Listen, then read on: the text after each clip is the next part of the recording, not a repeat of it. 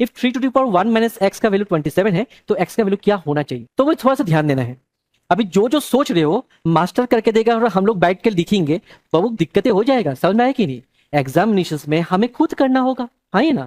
तो अगर हमें खुद करना है, हमें प्रैक्टिस करना जरूरी है। तो यहाँ पे थोड़ा सा ध्यान देना है। पहला चीज, हमें बीच में क्या दिखाई दे रहा है, बोला सर बीच में इक्वल साइन है। अगर बीच में इक्वल साइन है, हमें जस्ट एक चीज दिमाग में लगाना है, एक्स कहाँ पे है, पावर में है ना, एक्स आपका बेस में है। मतलब बेस किसको बोलते हैं, पावर किसको बोलते हैं। सर ये 3 लिखा और यहाँ पे एक्स लिखा, तो इसको हम लोग बोलते हैं बेस और इसको बोलते हैं पावर।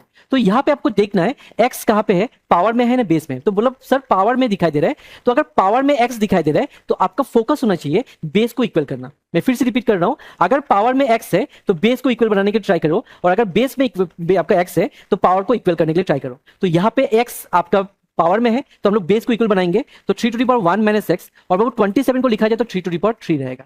मतलब 27 को अगर हम बात करें तो 3 into 3 that is 3 to the power 3 रहेगा। तो यहाँ पे वंस बेस इक्वल हो गया तो पावर्स इक्वल होना चाहिए। तो 1 माइनस एक्स का बराबर क्या है, वो 3, और यही 1 उस सब जन से क्या हो जाएगा, माइनस। तो 3 minus 1 that will be plus 2, और यहाँ पे माइनस एक्स। तो यहाँ पे x का वैल्यू हम लोग क्या लिख सकते हैं, -2, क्योंकि x को हम लोग पॉजिटिव वैल्यू बनाएंगे तो ये नेगेटिव हो जाएगा, तो x का वैल्यू क्या जाएगा, -2। Option C is the right one.